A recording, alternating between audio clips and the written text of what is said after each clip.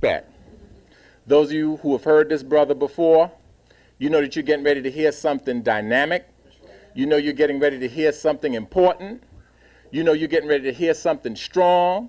You know you're getting ready to hear something black. And you know you're getting ready to hear something that's going to wake you up if you're asleep and going to keep you up if you're awake.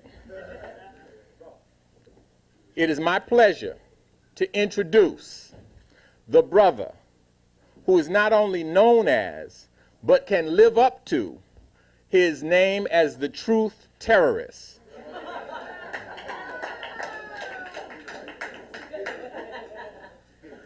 If you're afraid of the truth, when you leave here, you'll be terrorized.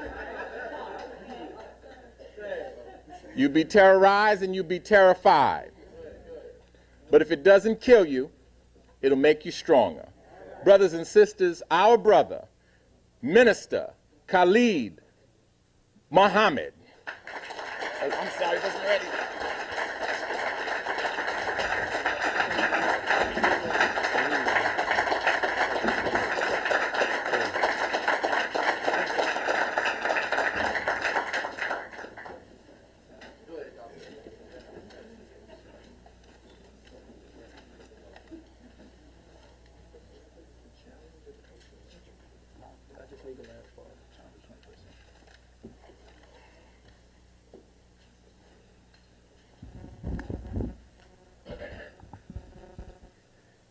In the name of Allah, the Beneficent, the Merciful, all praise is due to Allah, the Lord of all the worlds.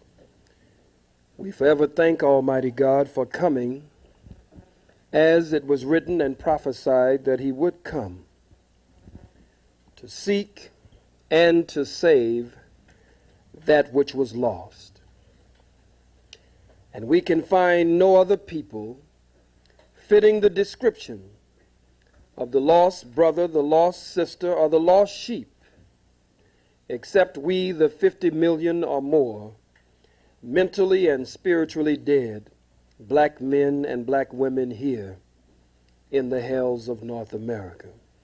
And so we thank Him for coming in the person of Master Farad Muhammad and raising up in our midst a divine leader, a divine teacher, and a divine guide, in the person of His messenger and His Messiah to the black man and black woman here in the hells of North America, the most honorable Elijah Muhammad. And we thank the two of them for the man who is my teacher and my mentor, and the man who is responsible for my spiritual rites of passage. I speak of none other than the premier leader, not only here in the hells of North America, but throughout the world, the Honorable Minister Louis Farrakhan. In their names, I greet you here at D&J Book Distributors in Queens, and to Brother Mark, and to his queen, and to others who are responsible for this forum. I greet you with the greeting words of peace. Assalamu alaikum. Hotep. Shalom. Share Lafia Ni.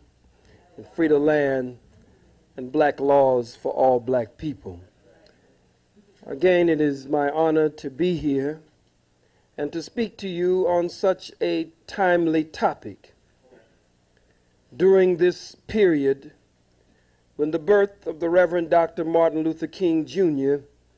is observed by many and celebrated by many. The subject that you have given me, Malcolm X and Martin Luther King, human rights and civil rights, the challenge of the 21st century, is quite a challenging subject. Of all our studies, of course, history is best qualified and most attractive to reward our research. If we know what happened yesterday, we can intelligently discuss today, because today is built on yesterday, and tomorrow is built on today. And we should be intelligent enough that if we know what happened yesterday, that we are not likely to let the same thing go down again today.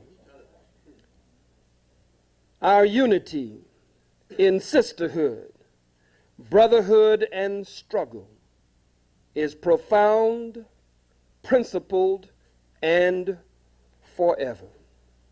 We choose the revolution of our people and the liberation of our people as our life's goal, and struggle as the method to achieve it.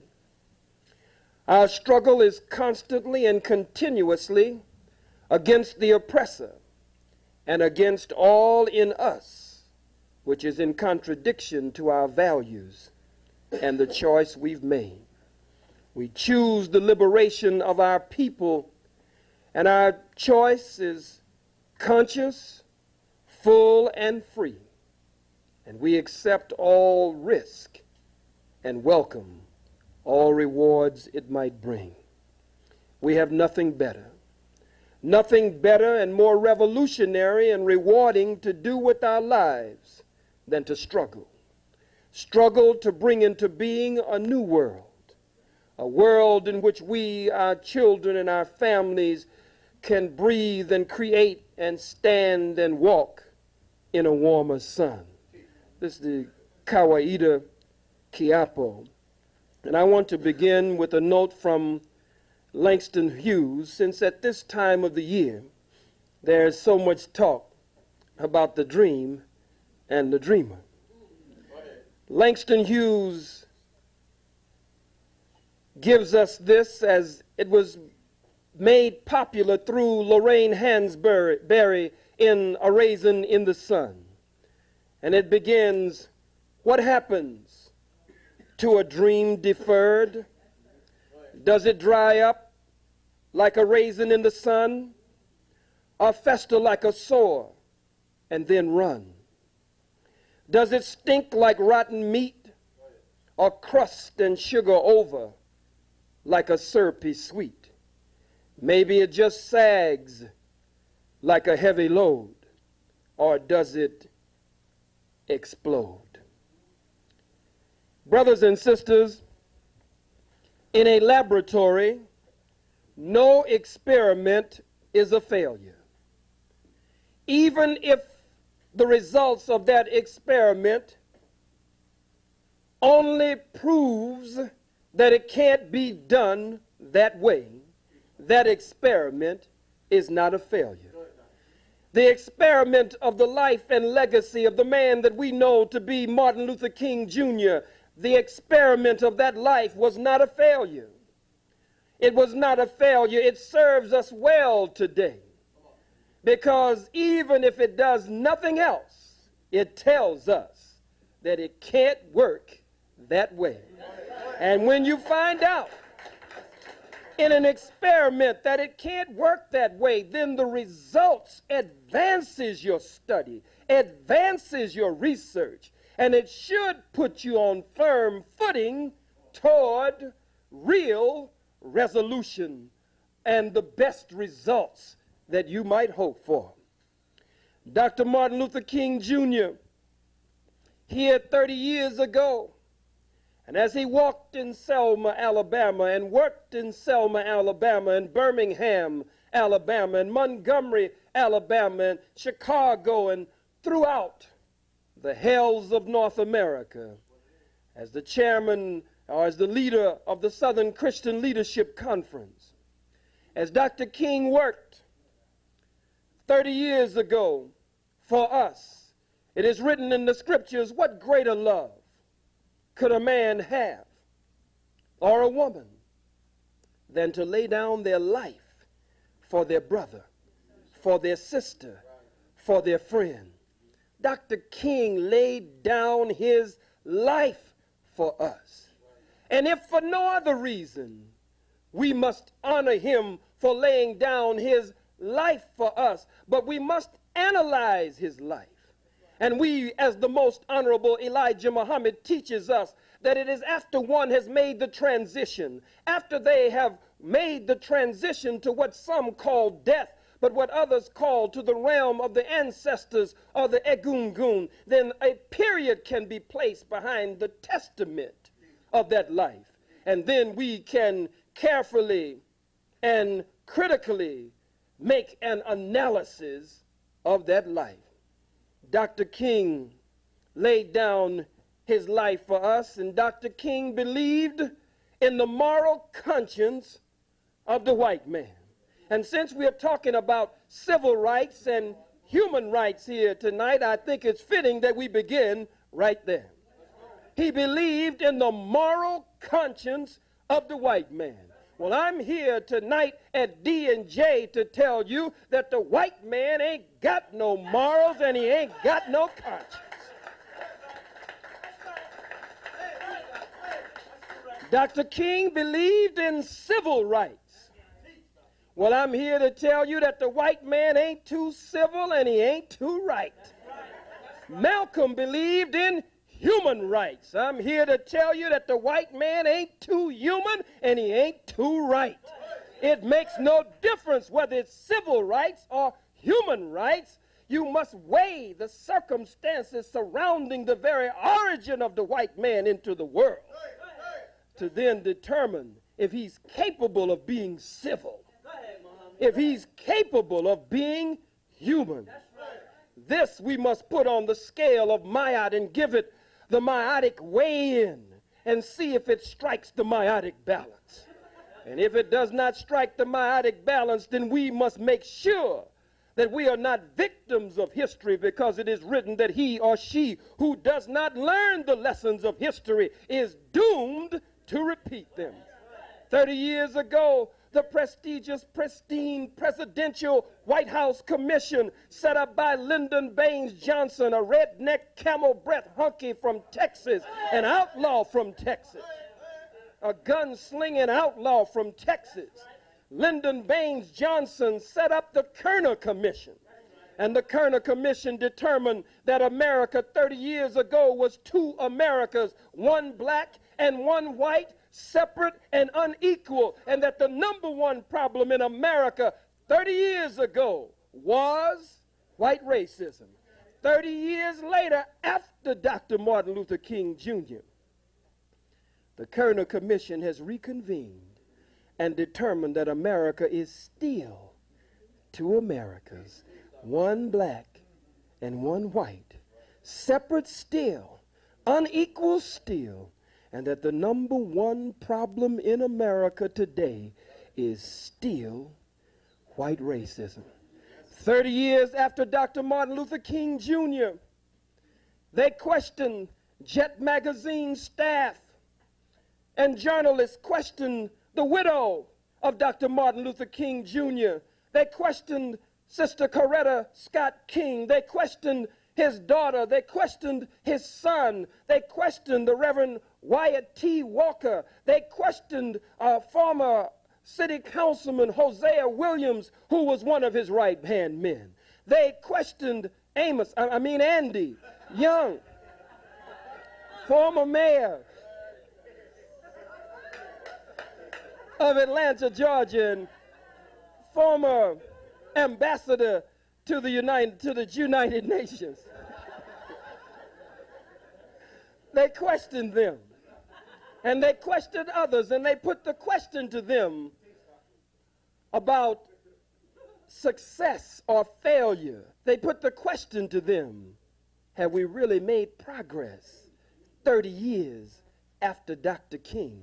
They wanted them to analyze the dream of Dr. King, and they all said that they could see some change here and there, but they all agreed that America had a long, long way to go. Some of them were even specific. 30 years after Dr. King, if we're going to deal with civil rights and human rights, and we're going to weigh it properly, we must understand that affirmative action, which was important to Dr. King, but never has been important to me, because the action has never been affirmative. We don't need affirmative action. We need reparations and freedom and independence, liberation and salvation. But affirmative action was important to Dr. King. 30 years after Dr. King, affirmative action does not even remain a dream anymore. It's a nightmare now.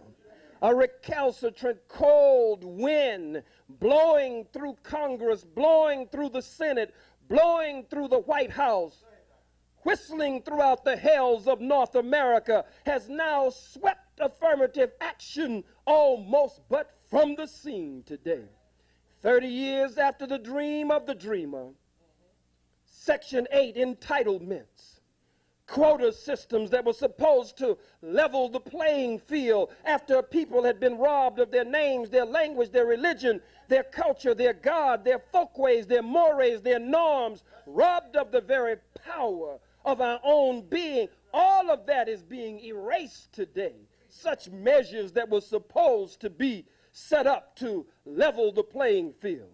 Now you've got devils, you've got so-called Jews, imposter Jews coming up with theories and theorems on a bell curve.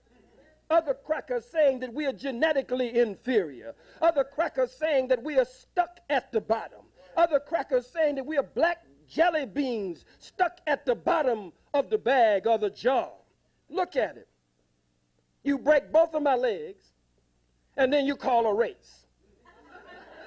Break both of my legs, and you stand, somebody working with you, stands at the starter's line, fires the starter's pistol, and you're the only one running. You break the tape, and then you turn around and criticize me because I haven't made it to the finish line yet. I'm dragging along because you've broken both of my damn legs. How could you expect me to finish? The white man breaks our legs and then has a race and then says, well, you really are intellectually inferior to me. You robbed me of my name, my language, my religion, my culture, my God, my folkways, my mores, my norms, and then you turn around and give me a goddamn test?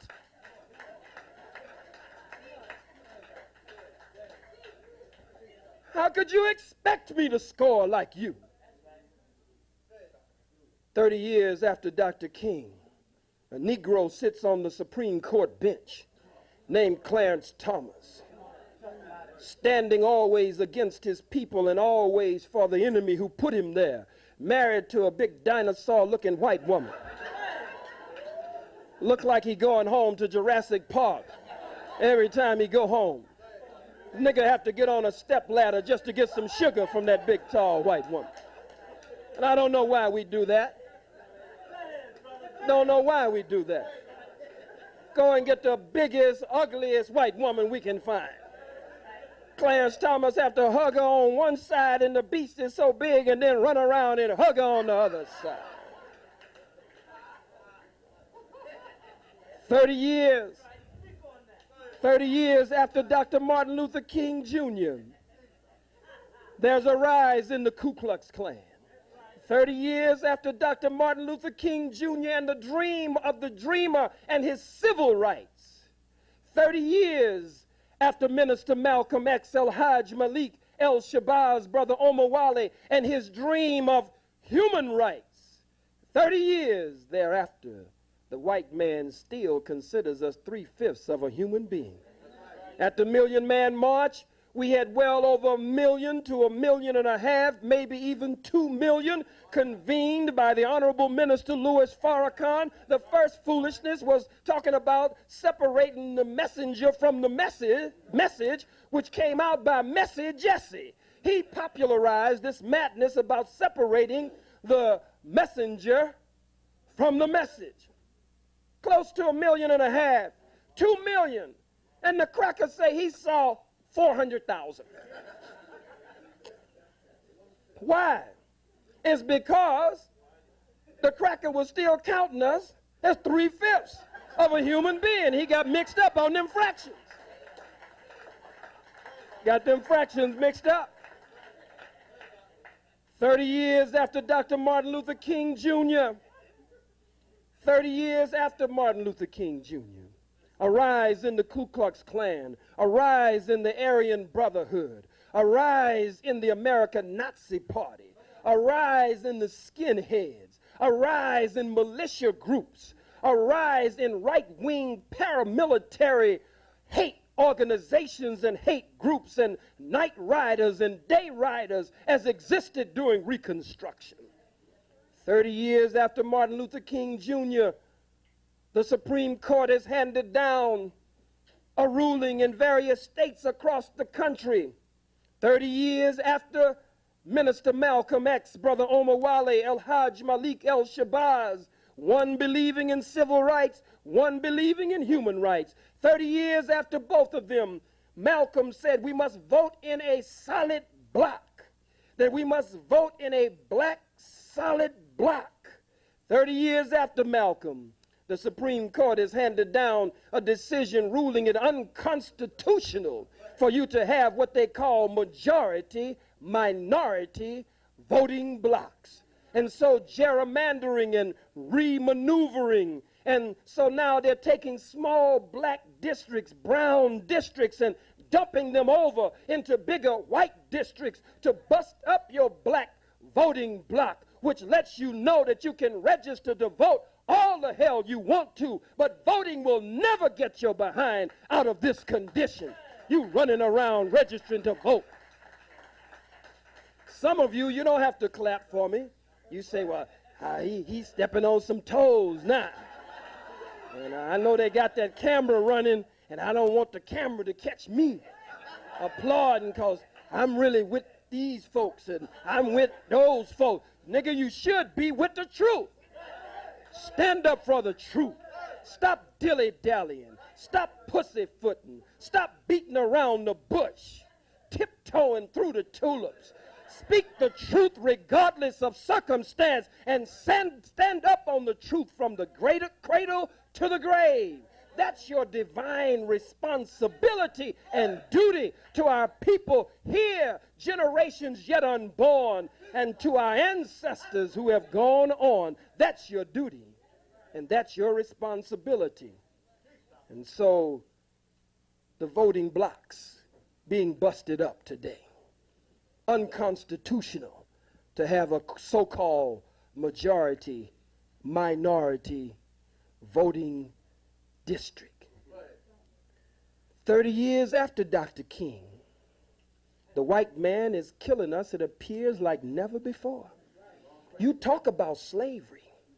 You talk about the plantation. You talk about lynching. But when he kills a Yusuf Hawkins, when he kills a Philip Purnell, when he kills an Anthony Baez, when he kills a Brother Aswad, when he kills a Jerry Lee Amy and a Eula May Love, when he pulls the trigger and kills a Johnny Gamage or chokes a Johnny Gamage, or when he kills a Tyrone Lewis in St. Petersburg or Pittsburgh or wherever we are. It's 3 over here, it's 5 over there, it's 10 here, it's 20 there, it's 50 over there. He's lynching us today with a modern kind of lynching, and he's killing us today faster than he killed us on the plantation. You can't hang as many niggas from a tree and put a noose around their neck as you can pulling the trigger with an automatic and a semi-automatic weapon. But you miss 30 years after King and 30 years after Malcolm making a careful, critical, and correct analysis of what's going on. Because some of you still want to hold on. Maybe nobody in here. Maybe that's the ones who didn't come. In fact, let's establish some rules now. If I say anything that you don't like, just say he ain't talking about me. He's talking about somebody else. All right?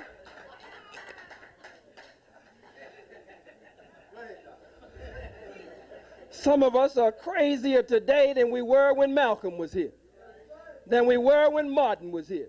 Some of you got your tikis and your sandals and your boobas and your dashikis and your red and your black and your green and your mud cloth and your kente cloth, and Christmas you had a damn Christmas tree in your house. You got your afro, you got your dreadlocks, you got your African braids, you got all of that. You crowned and gowned to the ground. But you got a dead tree that the peckerwood sold you in your house with some kente ribbon on it, with a Santa Claus with red, black, and green on. You got a red, black, and green stocking over the fireplace. You have taken this madness and dressed it up and tried to give it an African flavor.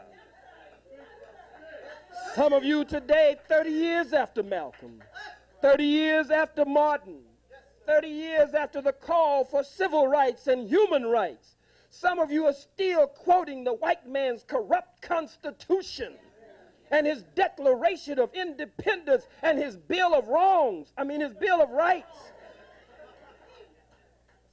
We hold these truths to be self-evident, that all men are created equal. And they are endowed by their Creator by certain unalienable rights, that to these are life, liberty, and the pursuit of happiness. Let's look at that. Would you hold this for me, son? This is my son, Farrakhan. Give me a strong black.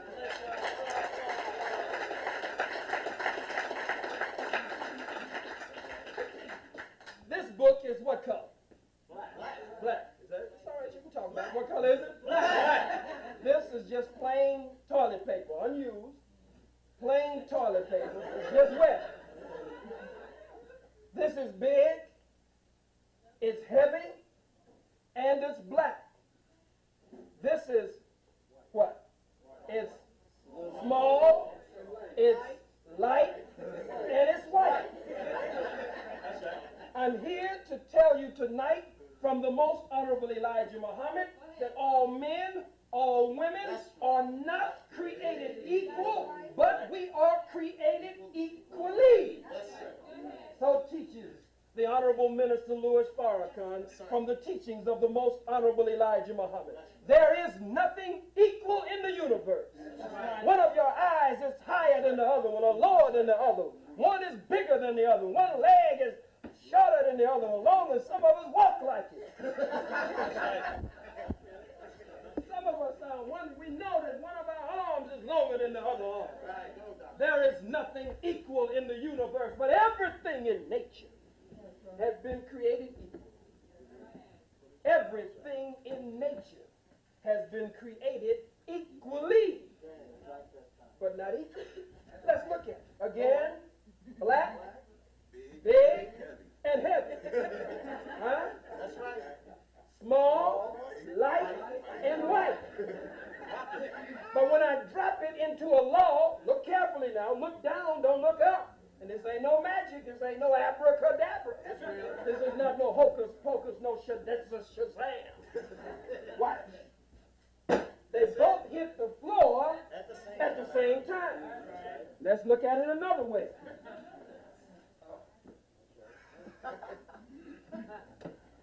This is what? White. Talk back to me. Talk black to me. This is what color? White. This is what? White. All right. Let's look at it. We hold the two of them up. They're not equal, are they? No. One is big, one is small. One is white, one is black. Come on. Huh? Yes. One is heavy, one is light. They're not equal, but they have been created equally. And when you drop them into God's law, we did it at first with black being bigger and heavier and white being smaller and lighter. Now we do it the opposite way. And when we drop them, they both fall into a law and they both hit the floor, what? At the same time. Let's look at it even further. Freedom is a law of nature. Freedom is a law of nature, and justice is deeply rooted in the universal order of things. And it is the divine intent of the Almighty, all-wise God and Creator that everything live equally under His creation. Let's look at it. The ant and the anteater, the chicken and the chicken hawk. It makes no difference what it is in nature. All have been created equally, but not equal. Everything must have food. You with me? Yes, sir. Water, air, and the proper environmental and atmospheric condition. The ant must have food. The ant must have water. The ant must have air. The ant must have the proper atmospheric and environmental conditions to continue to live. But on the other hand, the anteater must have food. It just turns out that the ant is the food of the anteater. The anteater must have food, must have water, must have air, must have the proper environmental and atmospheric conditions. Let's look at the chicken and the chicken hawk. Both of them must have food. Both must have air. Both must have water and the proper atmospheric and environmental condition. It just so happens that the chicken is the food of the chicken hawk. Nature is set up with predators and prey. And we have been the prey of the white man for the past 4,000 to 6,000 years of his sojourn here on our planet. The brown man and woman, the red man and woman, the yellow man and woman, all have been the prey of the white man. The white man is our natural enemy. I know nobody teaches that too much anymore. We've gotten sophisticated now. We talk all up in the clouds now. We talk all kinds of proper talk and talk that borderlines that we might be trying to get away, but we also look like we're trying to stay. All at the same time.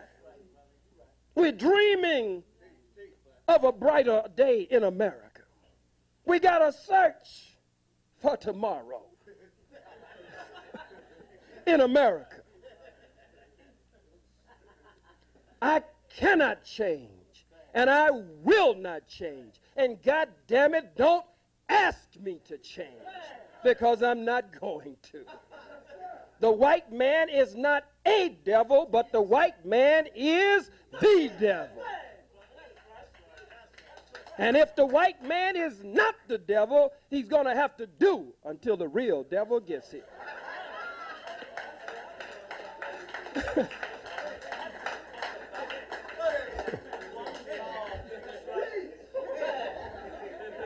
Civil rights and human rights, the challenge of the 21st century. Look at it.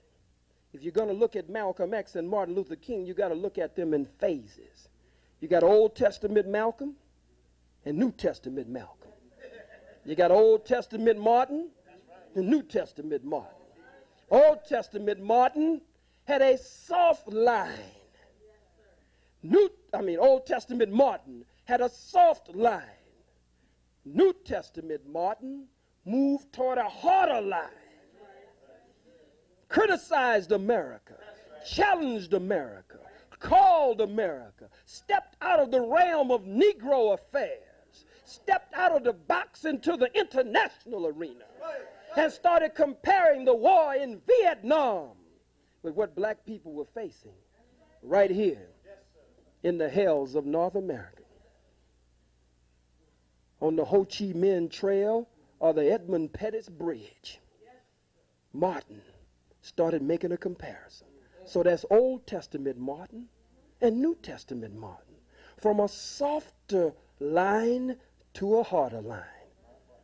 And I don't mind being unpopular if I stand on truth. I must say that there's again an Old Testament Malcolm and a New Testament Malcolm. Old Testament Malcolm leaned toward a harder line. New Testament Malcolm moved toward a softer line. Give a damn whether you applaud. Don't give a damn whether you nod your head. Don't give a damn whether you smile. I know they're not going to give you your money back, so you might as well just sit back and relax and deal with it. Let's look at it. Old Testament Malcolm said, a revolution is bloody. A revolution knows no compromise. A revolution uproots and overturns everything that gets in its path.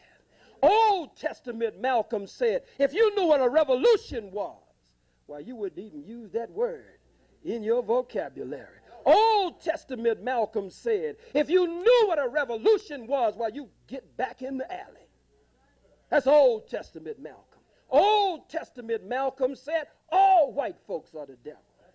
He said none of them are any good. He said if you find one that you think is good, kill him first before he turned bad. That's Old Testament Malcolm.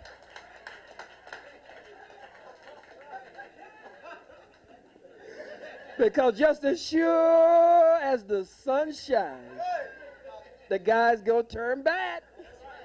I'm telling you, buddy, he's going to turn bad. No, make no mistake about it. The guy can't help it. Gee whiz. Golly gee. If you think anything else, it's far out, buddy. It's far out. Jimininis.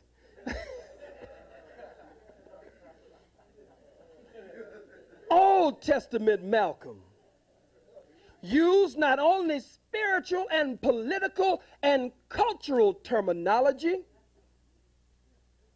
he used revolutionary terminology as well. What does this say?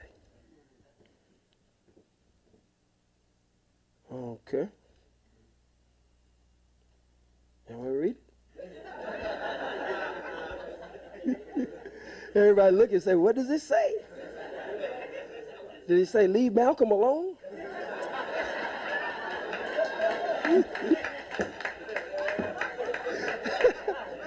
Did it say stop criticizing Martin? You really want to know what it said? You don't want to know what it said. You don't want to know what it said, do you? How many want to know what it said? Don't lie, you want to know what it said. How many want to know? Let me see your hand. How many don't want to know what it said? Raise your lying hand.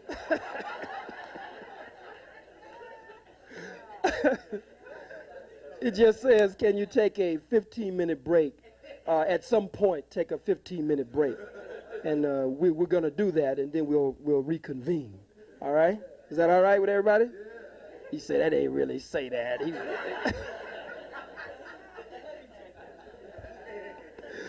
Everybody all right? We were talking about Old Testament Malcolm and New Testament Malcolm, Old Testament Martin, and New Testament Martin. Martin from a softer line to a hard line. Malcolm from a hard line to a softer line. Not a soft line, but a softer line. New Testament Malcolm went back to Saudi Arabia. Now, he'd already gone in 59. But whatever he saw when he went back the second time, now believe me, he saw it the first time. All right? Okay? All right?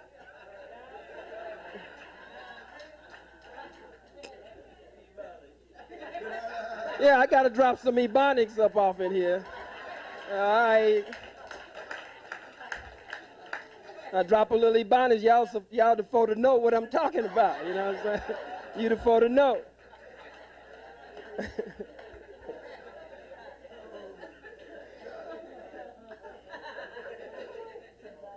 He went to Mecca. This takes nothing away from him. These are lives that were not allowed to be private lives. These were lives that were lived before our eyes. You see, you can make your changes, and a lot of times people don't see your changes. Huh? You get in the shower and change. You sitting on the throne in the toilet and change and come out a new person. Everything came out all right.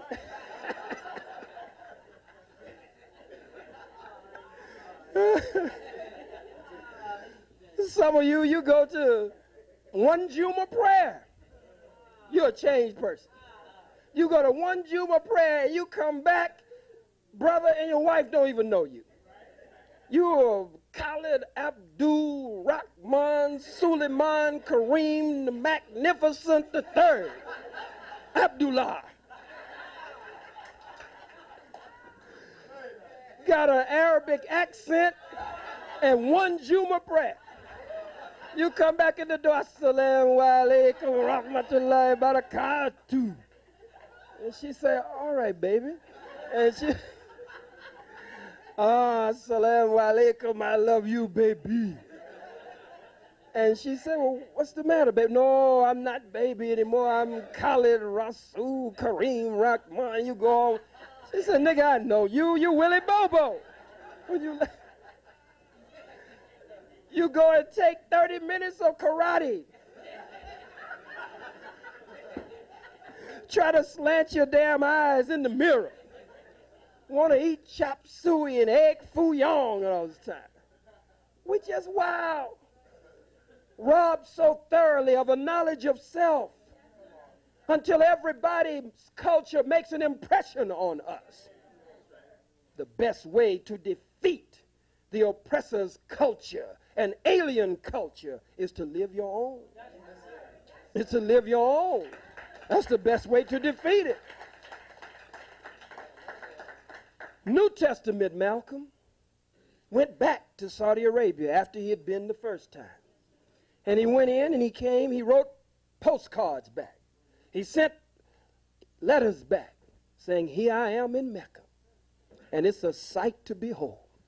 Here I am, he said, sleeping on the same mat, eating from the same bowl, drinking from the same cup, with men whose skin is the whitest of white, whose hair is the blondest of blonde, whose eyes are the bluest of blue. This proves that it can work, that integration can work.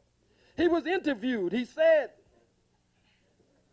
I was in Mecca, he said, and I was with men whose skin would be considered white in Mecca. He said, but they had Islam. And he said Islam made them different. Islam didn't allow them to act like racists.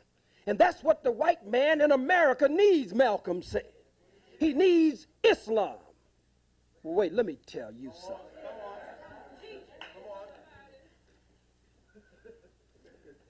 I've been to Mecca 8 times.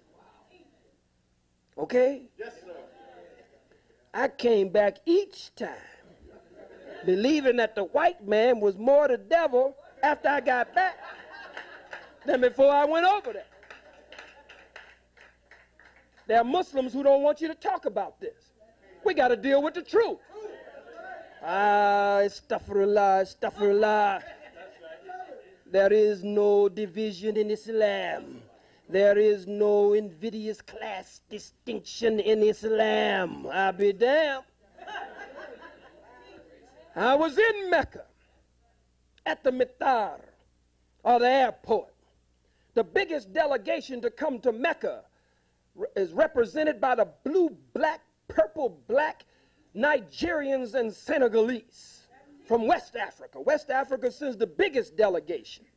Some of our brothers and sisters so beautiful, so black, looked like they would spit ink. It's black. Spit black ink.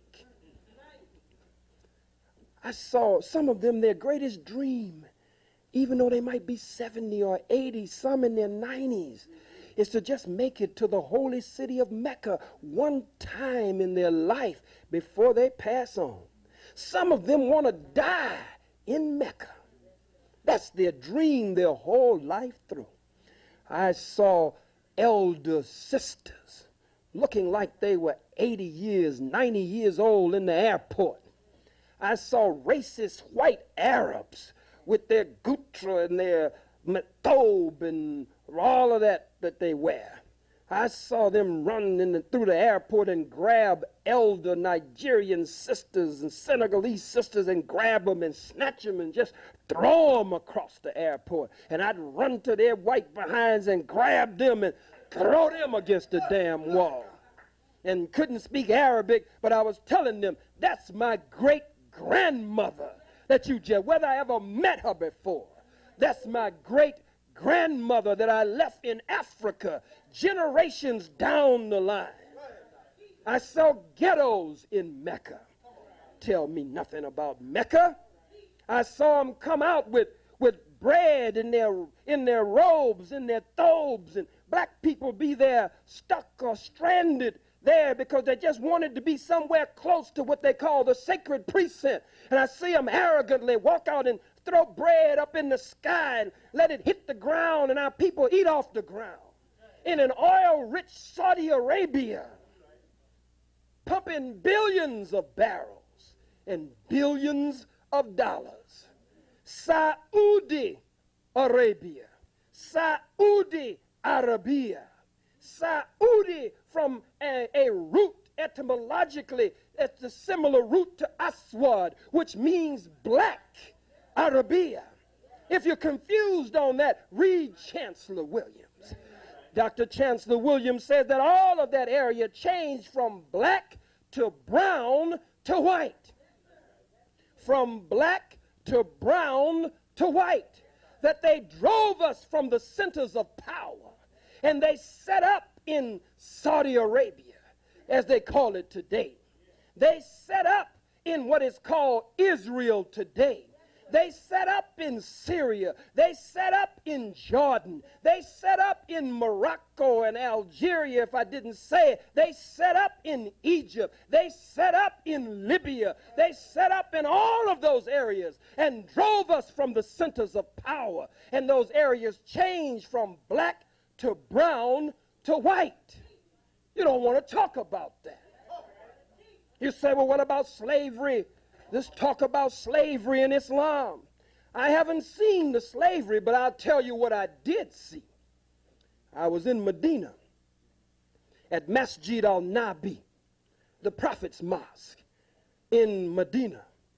I saw these men with their eyes back in their head. Their temples were recessed into their head, gaunt looking East African or looking Ethiopian or Somalian or Eritrean, which is all the same, until a white man started his game over them.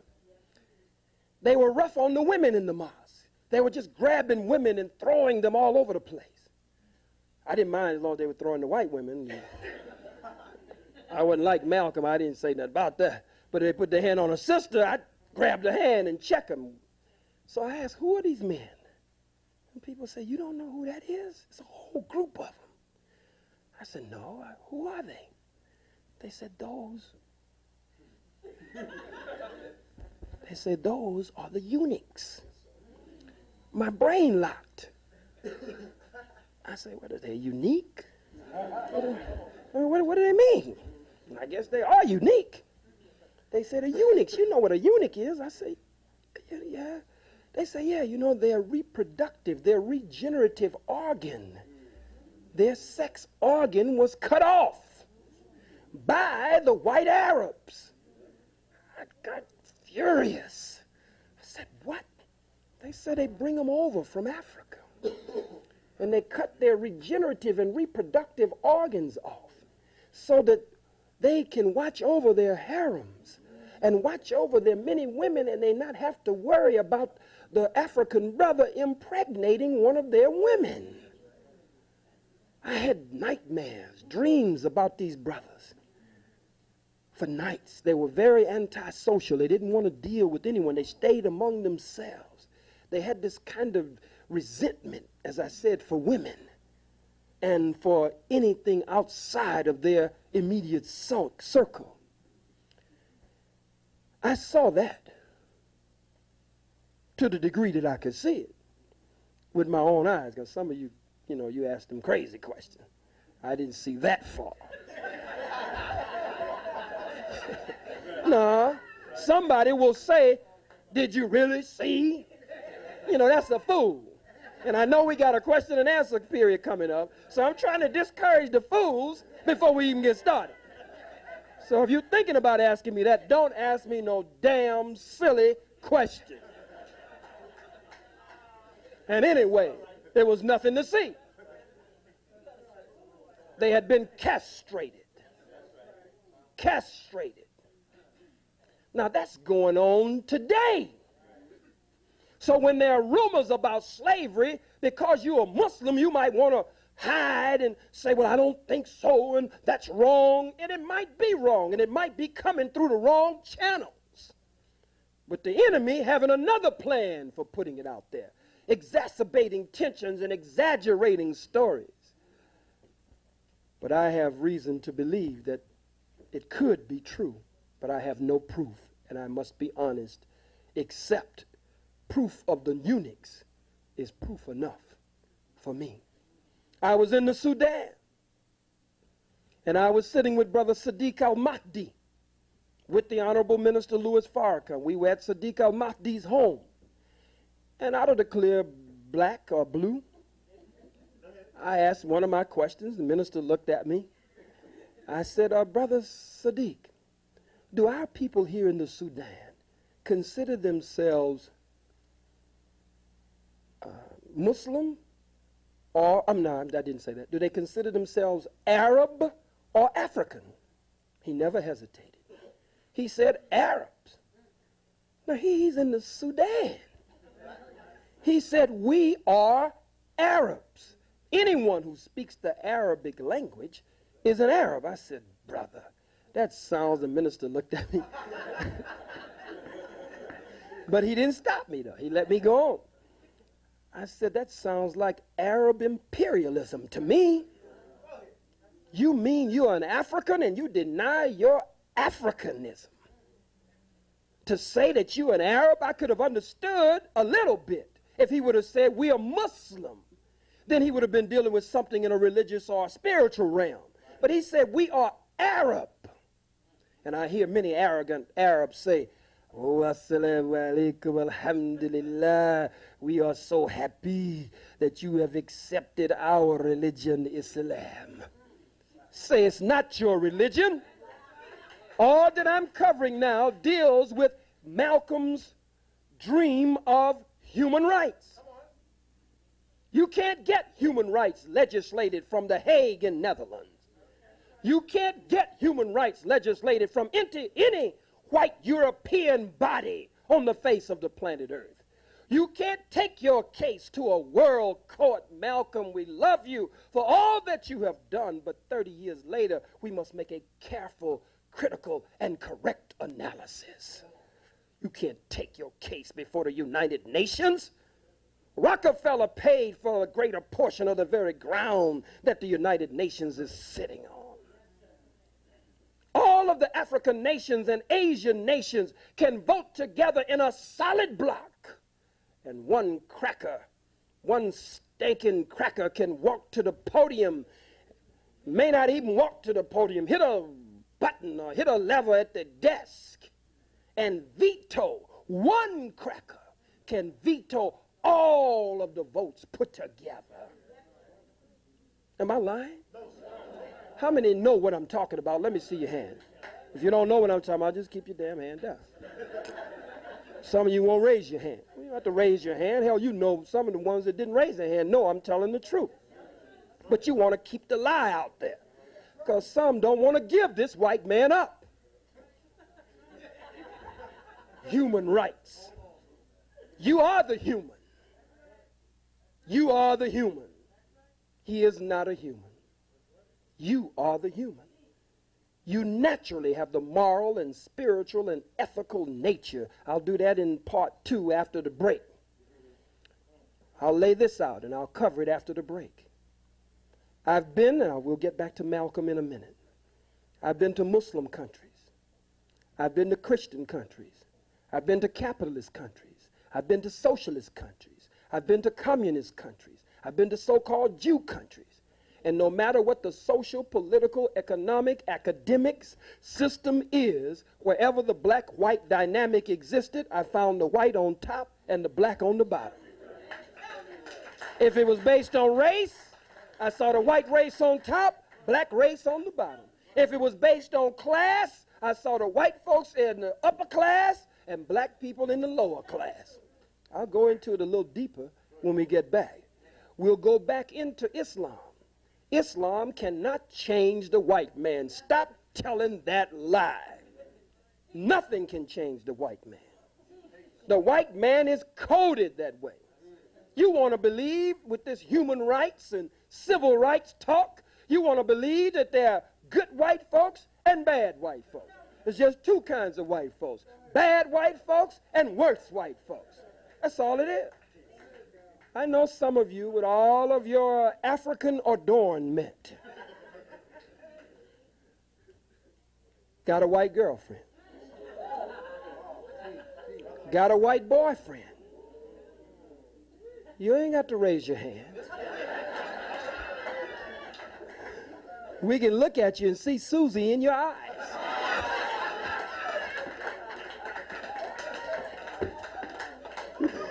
You don't get off so easy, sister. We can see Bob, we see Bill, we see Larry in your eyes. Merv, Doug, Bud. Some of you got these crackers walking around with dreadlocks. That's one of the most dreadful scenes that you could ever see. There's a cracker with these phony, funny-looking dreadlocks. Brothers and sisters, humanism. If we look at it, you're the human being. You're the human being. You gave morality to the world. You gave ethics to the world. You gave spirituality, the notion even if they haven't accepted it, or nature won't allow them to receive it. You gave the notion of spirituality to the world. You gave religion to the world. You did. Before you, there were none. After you, there'll be no more. If you find a thing doing the same thing in every time zone, on every landmass, throughout the annals of time, you find it doing the same thing, then that should let you know that it cannot change. It's coded that way. It can't change. The white man can't change. The most honorable Elijah Muhammad said separation is the best and only solution. Look at him. I'm quoting him perfectly now. Come right on up, brother and sister, that seat's right here. He says separation is the best and only solution. Let's stop right there. If he said it was just the best solution, then you could say, well, there are some other solutions. Huh? But he said it's the best and only solution to the problem, the race problem that exists between black and white. Separation is the only solution. You praise the white man, some of us, not me. You praise him for his Declaration of Independence. You praise him for separating from the British Empire. The Declaration of Independence was an act of separation. 13 little scrawny colonies separated from the British Empire. Is that right? Paul Revere, George Washington, Thomas Jefferson, John Adams. These faggots with pedal pushers and ruffles on their shirts and wigs on their head. Then the Minutemen. I'm not going to get into that. That's between them and their wives. I ain't got nothing to do with that.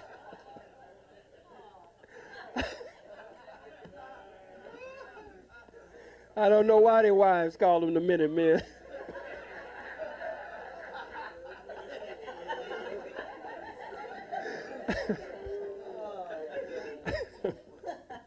This is such a serious subject, brothers and sisters. We have to lighten it up with a little humor every now and then. You give me the signal, brother, when would you like to have that break? Would you like to have it right now? How many would like to take the break now? How long should the break be? 15 to 20 minutes, and during that 15 to 20 minutes, what's procedure? How do we? All right, brothers and sisters, let us now take our break, and we'll be back in a minute.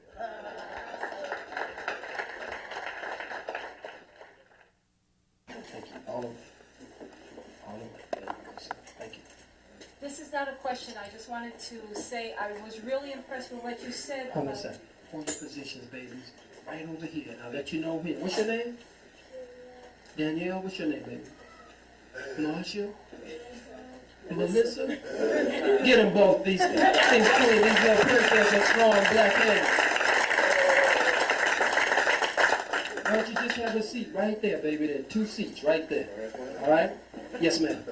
I wanted to say that I was really impressed with what you said about Martin Luther King. If he had talked about integrating ourselves, you know, black Catholics, black Protestants, really a very strong point. Then I always think about what Jesus said about loving your enemy. He wasn't talking to the Jews or the Hebrews loving the Romans. He was talking about the Hebrews loving each other.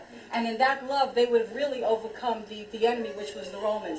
And when Jesus really knew how to talk against the Pharisees, and I think your point was really very well taken, that if we stop loving the enemy, who's the white man, and start loving ourselves, West Indians and African Americans, West Indian, you know, from the Spanish Caribbean, and all of that, we just cover the diaspora, we'll be really cool, and I really appreciate it.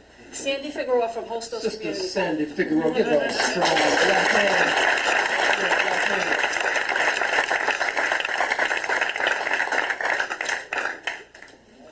Let me get brother and then I'll come here. Yes, sir. I saw your hand second.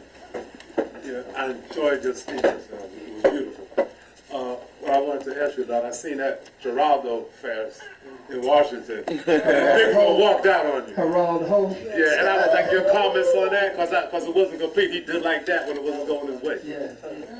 I'm talking about when we were on the Geraldo Ho show. I call him Geraldo Ho because he's just prostituting himself. He's a disgrace to the Puerto Rican brothers and sisters. Absolute disgrace. And I say this, and I must say it, language does not determine family. Some of us speak Spanish. Some of us speak French. Some of us speak English, Portuguese. You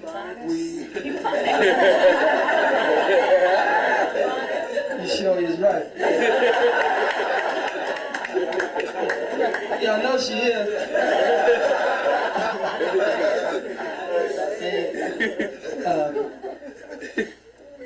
The point here is that some of us have been bitten by a French dog, some by an English dog, some by a Spanish dog. It makes no difference. We've all been bitten by the same dog. It just speaks different languages. So when we walk the streets of New York or wherever we are, we can't be divided by language. Language cannot and should not divide us. This was just a main point that I wanted to make. Sister covered her point quite well. There was no need to add to that. But the last part of your point, brother, was He cut it when he cut the show. when he cut it. That's your main Because it focus. wasn't going, Why? it wasn't going his way. I understand. It was supposed to go 2 hours, but we were told that it would go 2 hours. It was based on the Jews here in New York. We were in D.C. It was based on the Jews who controlled the show. They were watching it, of course, and they would determine whether it would go 2 hours or 1 hour. My presence was so disruptive. Just being there before I even said anything. The little sissy from Harvard, Poussin, Alvin Poussin. Now, brothers and sisters, we all knew a month before the show who was going to be on the show. He knew I was going to be on the show. I knew he was going to be on the show.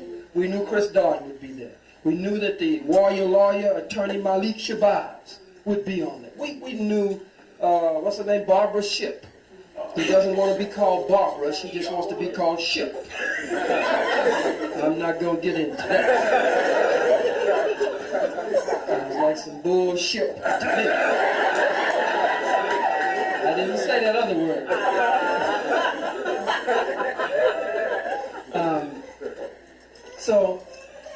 And the Negro from BET, Tavis Smiley. Tavis.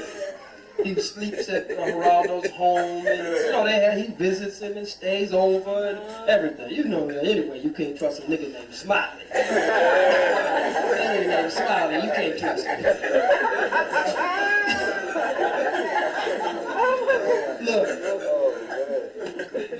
So before I even spoke, as you well saw, it was staged. Before it started, Poussin started whining backstage before we came out. He uses my spiritual father against me, as many people do, many places I go now. He used my spiritual father against me. He started telling Geraldo and all of them, look, I don't know, man, even Farrakhan got rid of this guy. We can't be on here with him. You know, he's subject to say anything. You know, we can't be on. If Farrakhan got rid of him, you know that's rough. He was trying to say. He was trying to say that you know what we think of Farrakhan. If this is a man that even Farrakhan had to get rid of and distance himself from, he was saying, now how we gonna go on with this show? So Geraldo, when we got ready to go on, he called me in the room, just the two of us. We sat in there and sipped a little juice and little tea and crumpets and whatever. Chris Darden was sitting there with his knees knocking, scared to death. I thought he was going to be the one. I had me a box of tissue. I had me a box of Kleenex. When I jumped on him, I was going to give him some Kleenex to dry his tears. I was going to call him the white man's nigger before the world. And I was going to say that he was just like a good, well-trained nigger from the plantation. That when the slave master had a nigger that had run away that he wanted to lynch, and the nigga got away before he could lynch him, he would send this nigga, this fast nigga that he had trained, to run the nigga down and bring the nigga back. And you'll notice that when they lost that case, Chris Darden just broke down and he just cried. Marshall Clark took it like a man.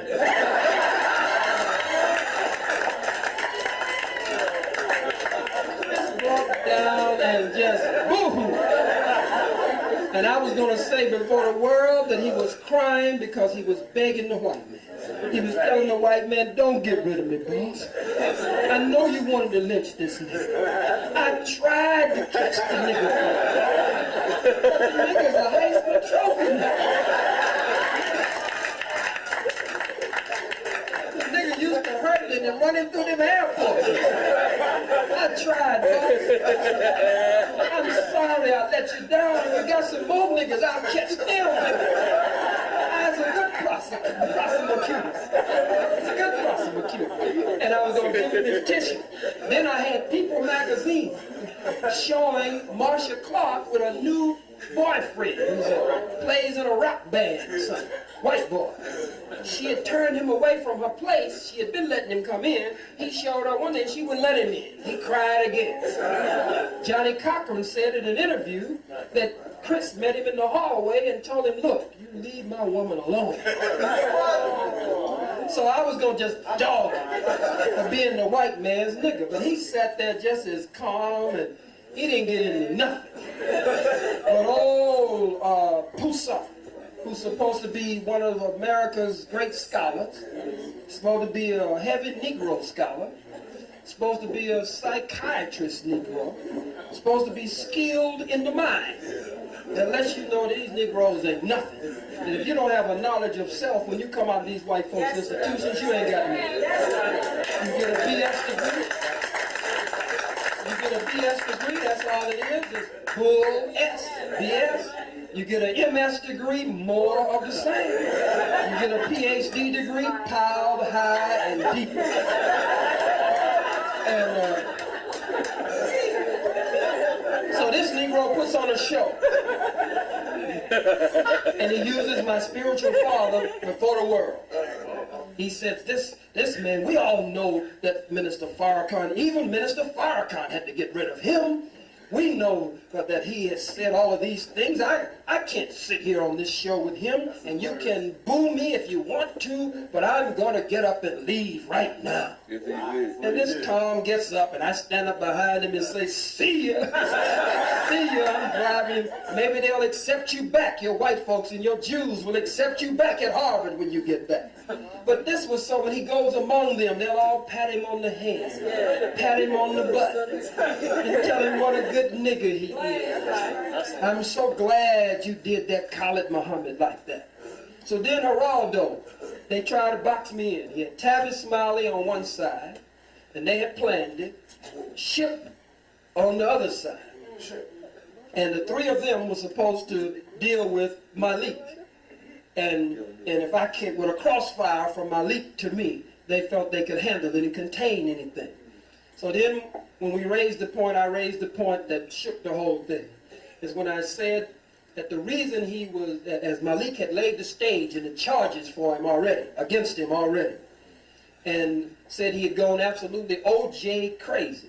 I point out the reason he had gone OJ crazy is because the station and the network is owned and controlled by Jews, and that they had put him out there to do that. That the jury is not a sequestered jury. The jury goes home every night. And so he retries OJ and the day's proceedings on TV every night, so that whatever they dealt with in courtroom during the daytime, he could erase it, hopefully, at night. They put him there on the point to do that. And I said, and you have a tarnished relationship with the Goldman family, and your mama is a Jew. And he just went wild. You're going to get personal with me. And he has a big tattoo of the so-called Star of David, or the Mogen Daoud, on his hand, right here. He said, I'm proud of my Star of David. So this is exposing him and pulling the cover off of him that his mom is a Jew. And then I went on to say, and you have a behind closed doors relationship. He's sleeping with Denise Brown, who is the sister of Nicole Brown. He went buck wild. Getting personal. You're getting too personal. And then we had to set up our comrade in the struggle, Brother Hiram Ashanti. Our comrade in the struggle, Brother Hiram Ashanti, who was representing Brother Kabir Hadass from West Philly. We set it up before. He came to the mic. He told them that he was going to ask something else. That he was going to say, well, look, we didn't agree with OJ being here in this community and in this church and that Khalid Muhammad. And they said, oh, come on. And they brought him up to the mic.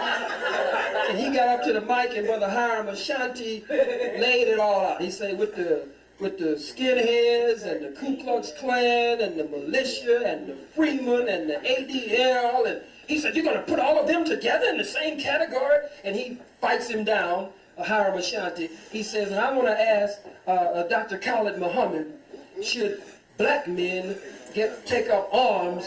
Should black men have guns now? That's it. Geraldo went crazy. Bishop, you don't want that kind of question asked here in the church, do you? We're going to go to a break. Say, you're not going to let me answer the question here? No, that question can't be. We're not going to allow that question to be answered here. I mean, it was a blessing. Some people say, well, I wish it could have gone the second hour. It was a victory. Yes. When you go on that kind of program, you're supposed to blow it up. Yes, sir. It was disrupted. That's right. And still we got a message across. That's right. And so that's why it didn't go the second hour, and that's why it just flopped. It just ended. And then he tried to run it for a couple of weeks after that. He did excerpts from it, lifting sound bites from each of us. And he let everybody know he gave $7 grand. He gave $7 grand. Well, the preacher kept begging. Wasn't he begging? Well, Geraldo, you promised us. You said, Geraldo, that you were going to give us some money.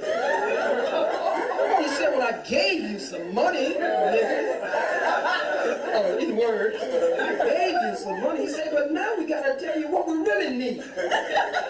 That's the reason I let you in here. What you said, Geraldo, I got the tape upstairs. And Geraldo said, oh, this is not going. Every time the bishop opened his mouth, he was begging for some money. It's embarrassing. Like the old Negro preacher on the plantation. You want an old buttered biscuit and a piece of fat back at the back door. And he would be happy. Any other questions? I saw Sister Viola Plummer, distinguished revolutionary.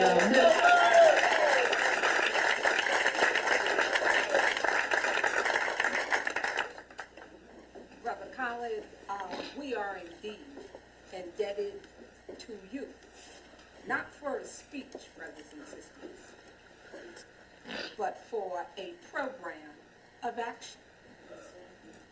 So my question isn't to Dr. Khalid, because he's doing his work. My question is, what are we going to do? Okay.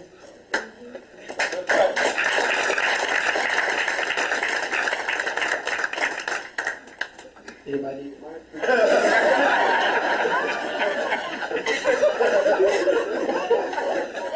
That's all the flowing. That wasn't rhetorical. That wasn't rhetorical. That was a revolutionary, pointed question. Anybody want to answer that? What she is saying simply is, brothers and sisters, that these kinds of forums are valuable to us. They are most important for the dissemination of information and to destroy the disinformation campaign of our enemy. That they are most important. But we leave out top-headed. And we start practicing, I'm teaching my son this term, hagiography. We become hagiographers. That's those who call on the name of the greats and the saints. Every time something comes up, we say, Malcolm said, Dr. Ben said, Dr. Clark said, Dr. Jeffries said, we just start Nkrumah said, calling on the name of the greats. But what Sister Viola is talking about is a program, a practical program of revolutionary action. Some of you have heard so many scholars. Some of you got walls of tapes, walls of books.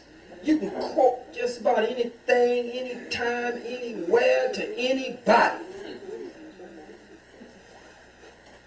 But 30 years after Malcolm, 30 years after Martin, what are we going to do? I'll tell you the way Malcolm told you. I'll repeat those words and paraphrase them 30 years later. You can stay right in the church.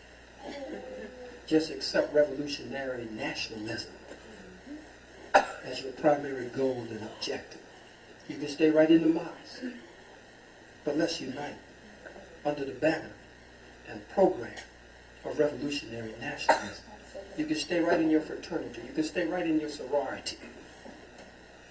You can stay right in your civil rights organization. We need you in all of those organizations so that you can be agents for revolutionary change inside of those organizations where you are already loved and respected.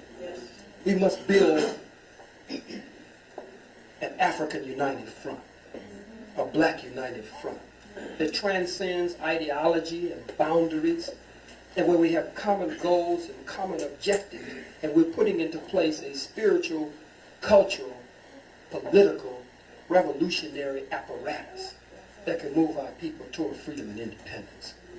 That's what she's asking. She's saying, you seem like you enjoyed it.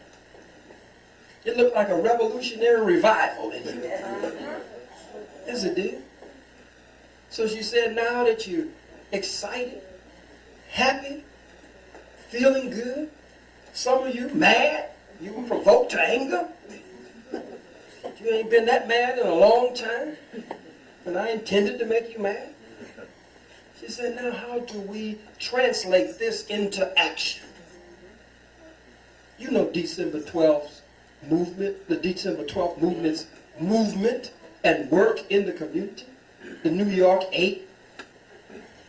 You know the revolutionary commitment and the years of relentless, no let-up commitment.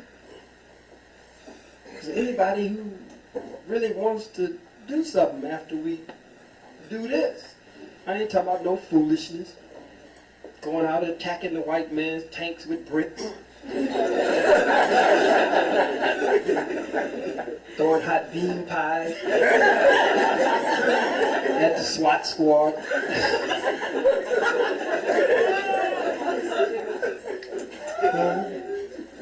Throwing a videotape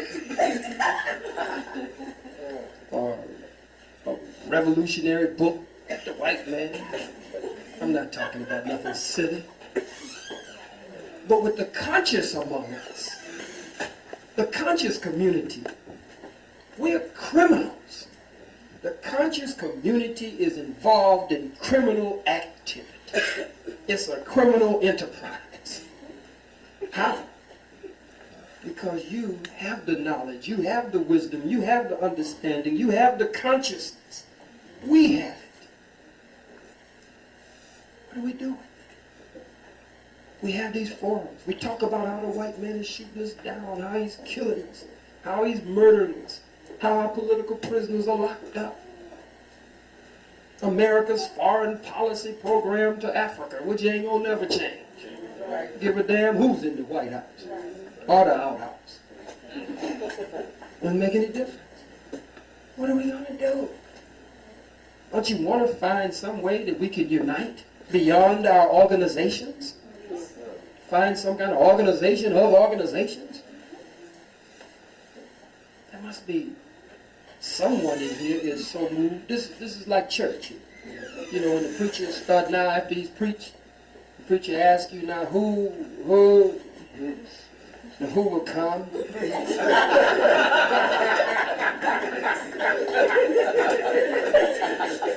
Who does not have a church home? In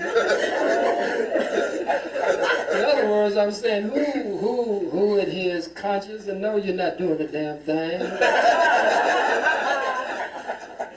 Some of you just like to be heavy. You know, you just like to talk stuff. You know, you can quote all the stuff and you like to run it down. You be at the job, dazzling everybody on the job, even Peckerwoods, and everybody be listening. You at school, you got everybody, even the professor. The professor's scared of you when you walk into class. You come in with George, G.M. James, Diop, everybody. The professor damn near hide. That's revolutionary too. But can't we come together?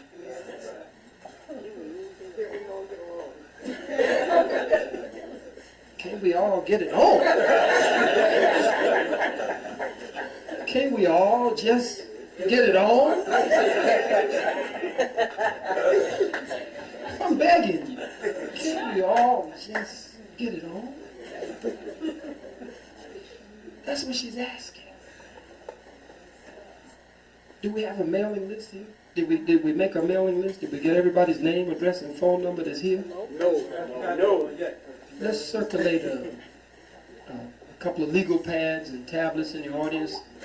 Can be kept here at D&J, and I think Sister Viola should take a copy of that with her. And I'll be working with December 12th and New York 8 from this point on. I believe that we all have to Free the land. put down these artificial barriers. You don't have to be, die a tribe and be born a nation. All this tribalism. I'm from this tribe. I'm from that tribe. My tribe wear this. My tribe wears that. I roll with everybody. I'm with the brothers with the bow ties and the semis. To me, that's real. I go all over the country, and everywhere there's a revolutionary, radical movement, I hook up with them immediately. Co-chairman of the new Black Panther Party this coming. So how you gonna be with the Black Panther Party and you? What's the contradiction? There's no contradiction. Let's reinforce each other. Minister Farrakhan said to you at the Million Man March, join an organization. Huh? Minister Farrakhan is the leader of the Nation of Islam. He's also a lifetime member of the NAACP. Yes, he is. He's a member of NAILS, or NALS, the National African American Leadership Summit with Ben Chavis and Jesse and all of them in there. That's all right. That's all right. I want to join a national revolutionary movement where all the radicals, the militants, and revolutionaries come together. And we'll give this white man hell from one end of the country to the other end of the country, with Minister Farrakhan organizing the civil rights leaders and the pastors. And ain't nothing funny about that, because these are people we ain't been able to get together. That's right. We ain't been able to catch them. We ain't been able to get them to even halfway respect each other in the same room. He's able to do that. But I want to organize all the radicals, all the revolutionaries, the freedom fighters, nationalists, Pan-Africanists, those who want to build a black power movement. Ain't no contradiction in that. That means we got the white man going and coming. Huh? Hassling him and harassing him in all of his flights. So let's circulate this list. One to be left with D and J, Brother Mark, and brothers and sisters here, D and J, and one with Sister Viola, if you don't mind, because it was she who put us on this path here tonight, at least, with that profound question. Is there anyone here who has you've already given, but you want to give a more substantial donation? Is there anyone here who would like to give 10 or 20? Sister Viola Plummer, there's babies, where the babies? Where'd they go? He said, that man talks so much. The brothers up front. Brother Craig, go to Sister Viola. Just step right on.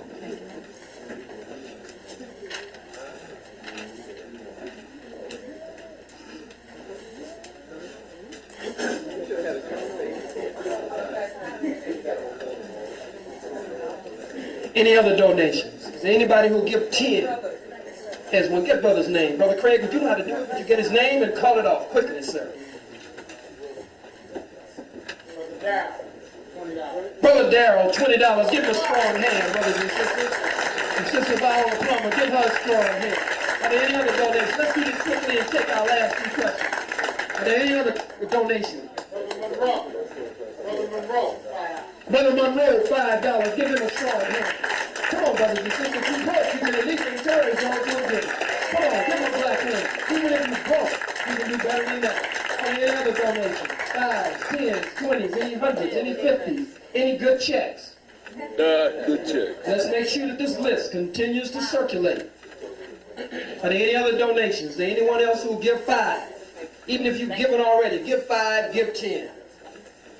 5s, 10s. All right, I'll come back to you. Think about it again. Are there any other questions? Is that it on the questions? One more question. Is this our last question? That's our last question. In light of what's going on in New York City,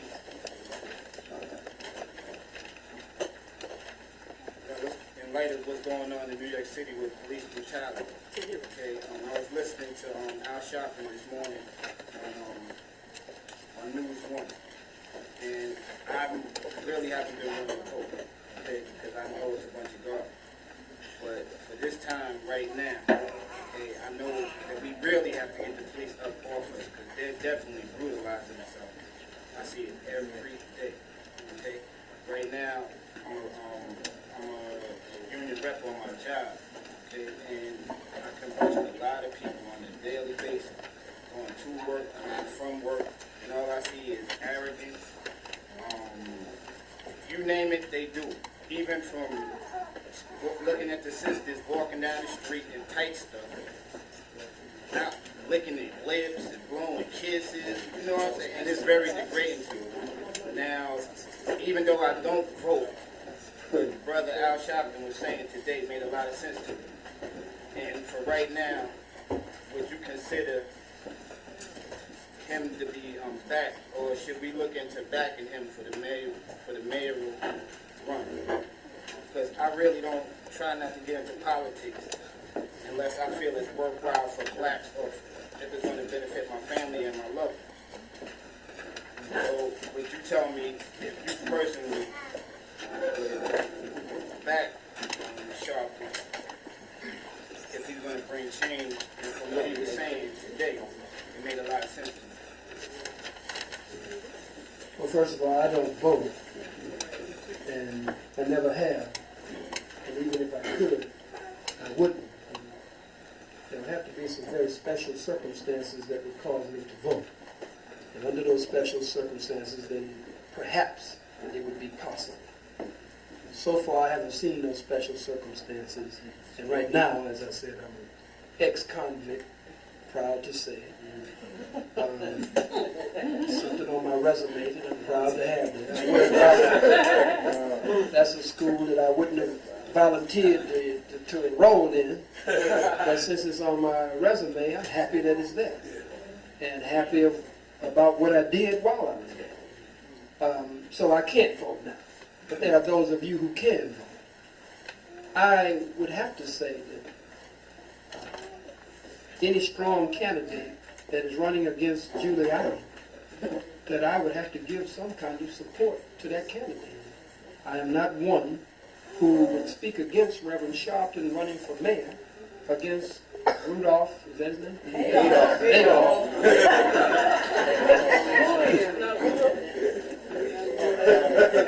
Adolf Hitler, Adolf Giuliani. So, my brother, I would have to say that, do you know any other candidates that are running? Anybody else? If there are any revolutionary nationalist candidates running, then I would have to swing my support behind the revolutionary nationalist candidate. But if there are no revolutionary nationalist candidates running, and Giuliani certainly is not a viable option for us to have to contemplate, I would have to say that if Reverend Sharpton is the candidate that from among us that is running, and we have no revolutionary nationalists who has gained the reputation that we would swing our vote and support behind, that those of you who vote, that it's a decision that you should make. I don't think you have much of a choice, meaning you don't have a real decision to make. It's not a real decision that you have to make. I mean, but there's some Negroes who go vote for Giuliani. Some Negroes who go vote for Giuliani, straight up. So I think it's ridiculous to vote for Giuliani under any circumstances if you're a voter. And if Reverend Sharpton is the candidate running against him and a black man from among us, then I don't think you should have to make any real decision. I wouldn't go get it at all. Yes, sir. I'll come to you. There's a fund to elect the next black mayor of the city of New York that has a slate of candidates. They're not candidates, they're draftees. And the process is still open to anybody who wants to be nominated, or anybody who wants to nominate someone. The key people who are running it are the brother Andy Gill and Ira Williams. The process is that you pay for someone that you want to nominate. It's a $500 cost. There will be a convention in which there's for $99, anyone who has $99 to put up, an organization that has $99 to put up, whatever it is, can have a seat on the delegates. The candidates so far that have been drafted, that someone has put forward $500 to nominate, Sister Adelaide Sanford, Reverend Dennis Dillon, Felipe Luciano, Marta Vega. There's a list, and my name was submitted also on the list. I'm not a politician, haven't ever run for anything, but I was the first candidate drafted. In fact, I was gotten there under a ruse. I was asked to come there to give an award to someone and found out that I was drafted. I don't expect obviously to run for mayor, but if somebody has those kinds of aspirations, they could get into that process, and they could also help to promote the convention. The convention will be happening around February the 21st. In the absence of any other process whereby the people as a whole, or our people as a whole, can put forth a slate of candidates, to me the fund to elect the next black mayor is a viable option. Also, Reverend Sharpton is one of the draftees, and he has agreed to participate in that process. At this point, it looks to me, just as an observer, that he's probably going to win. But if someone wanted a different kind of candidate, that process is open. Okay. Let's hear everybody. Let me get brother and I come to you. As a revolutionary, how do you feel about a system, if it's already been put in place, to be able to rechannel our funds back into our pockets? It would depend on that. You know of a system like that that's already been put in place? Yes, I do.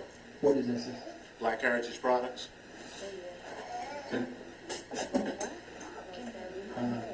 I would have to say that any program, especially after having been talking strongly as I have been by the Honorable, Most Honorable Elijah Muhammad and the Honorable Minister Louis Farrakhan, that any program that is a program that is of us and a program that will benefit us I would have to be found backing that program and encouraging others to do the same. So is there a way I could perhaps get the information to you, or? Certainly. At the close of this meeting, we'll exchange All information. means. Sister Viola. I wanted to speak to the brother's point. Yes, ma'am. The brother raised the question of these police in the street and the killings and the rest of it. And with all due respect to everybody's political position, that the electoral system, the mayor, governor, all of those people will never affect any change for black people. We went through this process in the 60s with Ken Gibson. Okay? And all I want to tell brothers is that if the police got a program called Zero Tolerance. Yes. The only way that we're going to put the police in check is to make the tolerance go from 0 to 100. And see, and people are going to run it. She's talking, and, and throwing rocks at tanks, and that's crazy. But what I am saying is that if you want to put the police in check, and there's you, this brother, that brother, that brother, and that brother that say they want to put him in check, and y'all see the police being out of control, it's your duty to step to it. Because that is the only way we're going to put the police in check. There's not a mayor, I don't care how black, how revolutionary, how much money he's going to raise, is going to put the police in check. Because the police don't work for him. Okay. Okay? So that, and see, that's what I'm talking, because I lived in Queens all my life. These out here, you know what I'm saying? Don't nothing go down out here. Crackers kill black people at will. Not only police, crackers in general kill black people. I don't know what happened to the black men in this community, Colin. I don't know what happened to them. They got their dashikis and their dreads and they this and that. And police run rampant out here. That's right. I said, what are we going to do? Nothing. And you know why? Because they're going to sit. She said this, the other one said that. This is that. My program is the other. And when the police get ready, they're going to shoot them down. And until we decide that when we see the police out of control, we step to them. They ain't gonna stop. And if you think you scared to die, then be clear. The only way you're gonna leave here is you're gonna die. And you can't prescribe when that's gonna be. Oh, don't chase no mayors. Niggas, if you wanna get rid of the police, you gotta step to them. That's right.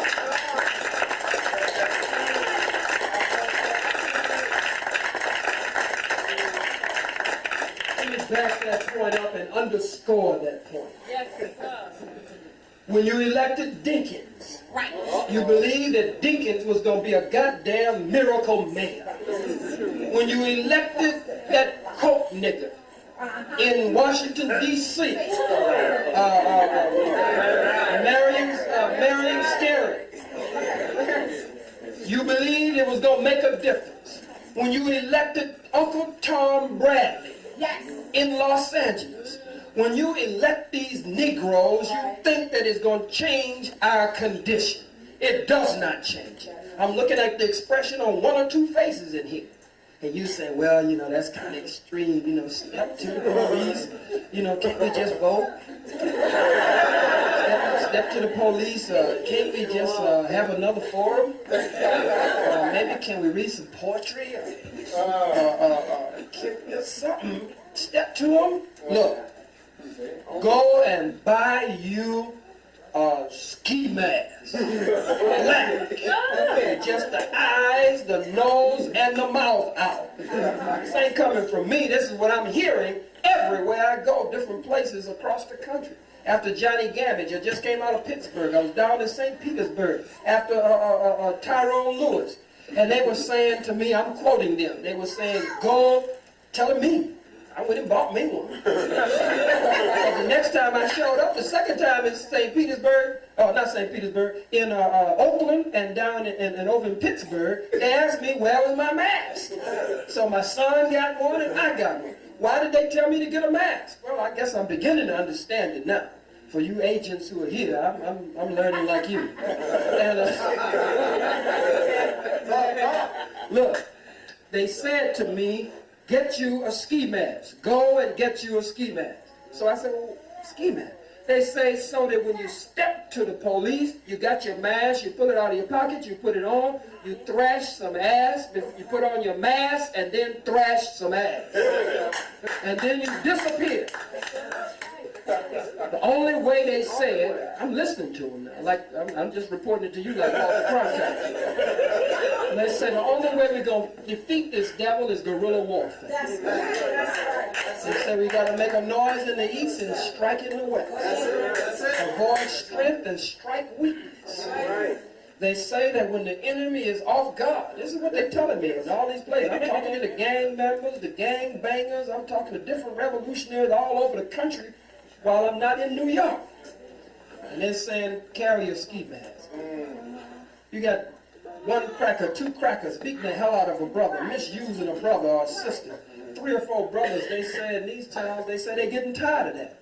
They say they're going to start donning their ski mask and stomping the hell out of these crackers. And if necessary, some of them said even kill them. I said, ooh. That's what they told me. So any of you agents, you can take me to court. I'll tell the white folks in the court. It didn't come from me. That's what I heard. My lawyer is here. Brother Roger is back there. Look, they're saying, brothers and sisters, and I'm beginning to understand that more and more. It's not going to change. You just voting and hoping. You know, it's not going to change. Somebody in this political position or that political position or another political position, they'll get some little minimal thing done and they'll do a little something here, a little something there. That's all right. But what brothers, he stood up on a strong point. And his point has to be answered that way. If you just want to vote, brother, that's up to you. As I said to the rest of you, you have to make that decision. But if you want to stop the white man from doing this, we got to organize. We have to organize. Some of the toughest brothers you can imagine are in these cities. Tough as they can be. Hell on each other. Beat the hell out of each other. Kill each other in a minute, in a New York second. But scared to death of the white man. You see, some of you Negroes don't want to fight the white man. You think we can't fight him. You know, we just take this, you know, and hope he don't kill us. He's too powerful. He's too strong. That's a coward. Damn it, they say get your ski masks, everybody, so that you can cover that face. And even if you go to court, you got a good chance of walking. Got a good chance of walking. Howard, I submit that if everybody in here went and bought a ski mask, that would fair practice.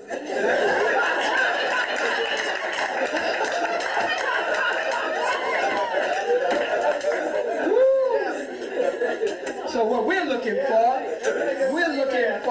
a slate of ski mask candidates. I'm looking for a slate of ski. I'm not joking. God damn it, I'm not joking. Does the Black Heritage sell ski masks? Sir? Does the Black Heritage sell ski masks?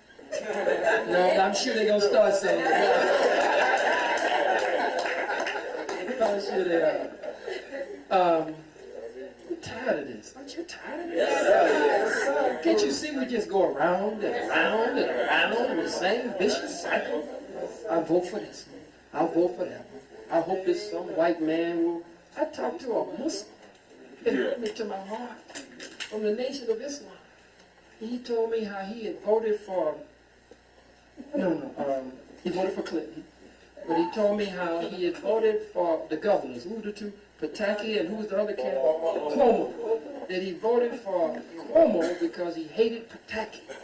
I said, that's tacky to vote for either one of them. I said, why would you vote for either one of the crackers? Just don't vote.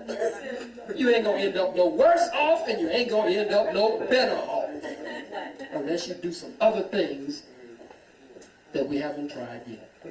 So I'm just sharing with you the things that I've heard around the country. Now, according to what I've heard, we need to raise another $120. Can we raise that $120 from everybody in here? I'm sure we can. Is it everybody give $3, $4, $5, or 2 or 3? Take it out. Let's go and pick it up. Let's raise the 120 and let's finish. If you got 20, put that in there. If you got 10, put that in there. Let's finish it up. I asked what was needed, and they told me what was needed. Let's put some 10s and 20s and 5s. Hurry, quickly with the baskets. People get tired. You gotta move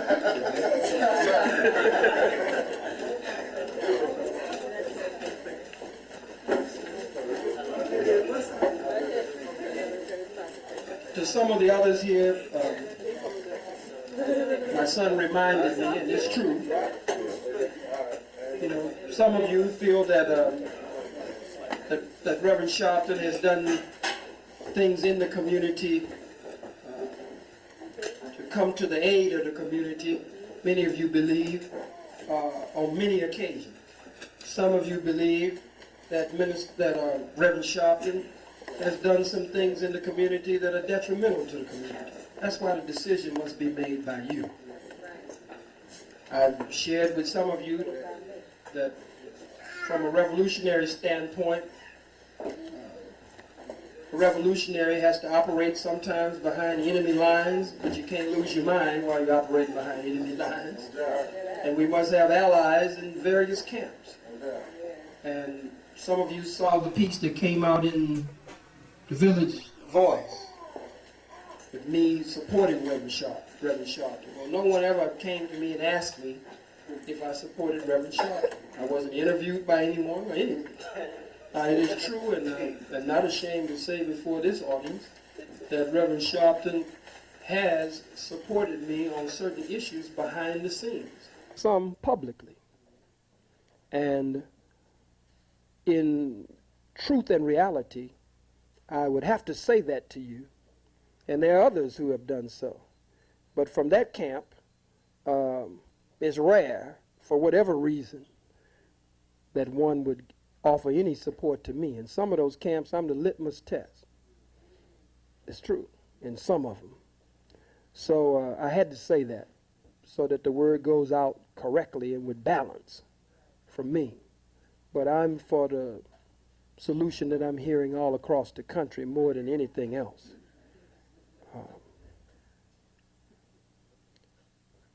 Did we collect what you needed, Brother Moore? Okay. Yes, sir. We got to get out of here. Yes, sir. You had a question, sir? All right. Yes, sir.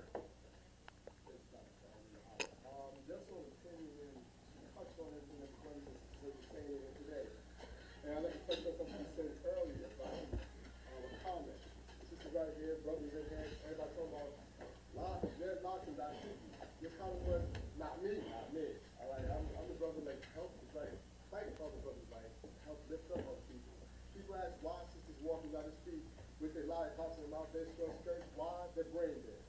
We got school youth systems. We have school youth brothers. Why are they walking around these types of ways? Why are they wearing pants halfway down to their knees? They're dead in the mind. We educate the mind, the behind will follow, actually.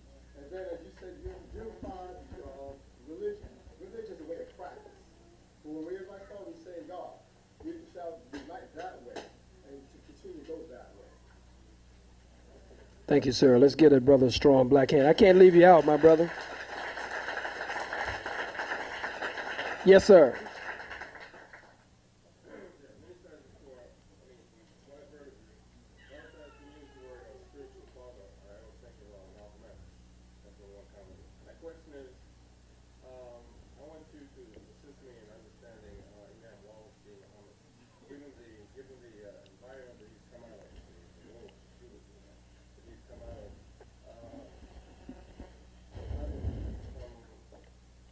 understand the causative factors to how you become so patriotic. That's my first question. The second question is, have you had any dealing with Honorable Elijah's other son, the Sarah Akbar Muhammad?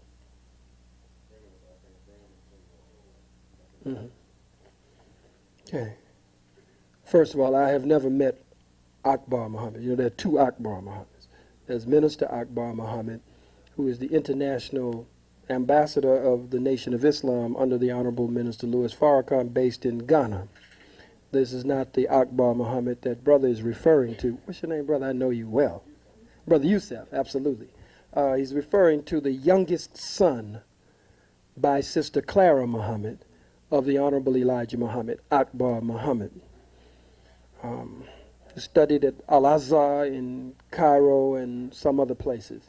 I have never met him and never had any direct contact with Brother Akbar Muhammad, son of the Honorable Elijah Muhammad. Your question about how Wallace D. Muhammad could become so patriotic, really it was a choice to some degree that he made. Beyond that, when he was born, October 30th, 1933, when he was born, Master Farad Muhammad at that time was getting ready to leave his student, the Honorable Elijah Muhammad. Two men were born in 1933 who have made tremendous impact. Wallace D. Muhammad was born October 30th, 1933, and Minister Louis Farrakhan was born May 11th, 1933. They were both born in the year that Master Farad Muhammad was leaving his student and his choice, the Honorable Elijah Muhammad. When Sister Clara Muhammad was carrying Wallace D. Muhammad, Master Farad Muhammad wrote his name on the back of the door. And I have tapes of the Honorable Elijah Muhammad national radio broadcast and in Message to the Blackman, page 306, 307, and 308. If you have a Message to the Black Man here anywhere, I'll read it to you. Where the Honorable Elijah Muhammad says on national radio broadcast, and he touches on it in the Message to the Black Man, 306, 307, and 308, that he knew of Wallace Muhammad from early in his life or before he was even born, really. He knew what he would do against him. Do you have Message to the Black Man here? He says on this tape that Wallace Muhammad even had plotted and planned his own son to kill him, he said. That he had lifted up not only his mouth, but was preparing with guns, the Honorable Elijah Muhammad says on this tape, to kill him. He gave us the history of different divine ones in the scripture and their sons and their wives, and how their sons and wives had turned against them. He takes us to the Holy Quran as well, to the 11th chapter of the Holy Quran. Thank you, sir. Remind me to come back to the 11th chapter of the Holy Quran.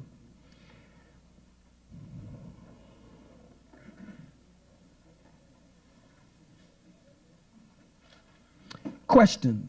You listening? Page 306. Answer to the critics. My mission is to give life. Earlier, when we spoke of defections, those who break away from you, you mentioned something about the fact that Jesus has similar defections. Would you answer? The Honorable Elijah Muhammad. Yes, such defections are nothing. The public should not think it strange. This time in which we live, we have the actual Spirit of God moving among the people. Question. Well now, in time, sir, your grandson, Sharif, or your son, Wallace, or Malcolm, ever expressed the desire to return to follow you again, would you accept them? Answer. There is nothing unforgivable. The Holy Quran teaches you. The only thing that is unforgivable is this, that you will not accept Allah as God and not accept his messenger as his messenger. These two things are one. We say the belief in Allah is the belief in his messenger of the prophet of Allah, as the prophet of Allah. The belief in the messenger or the prophet of Allah is a belief in Allah. If you disbelieve in one, you disbelieve in both. You cannot believe in one and disbelieve in the other. This is the knowledge the world has not realized, and this is what God wants the world to know. I'm getting ready to drop the bomb in a minute.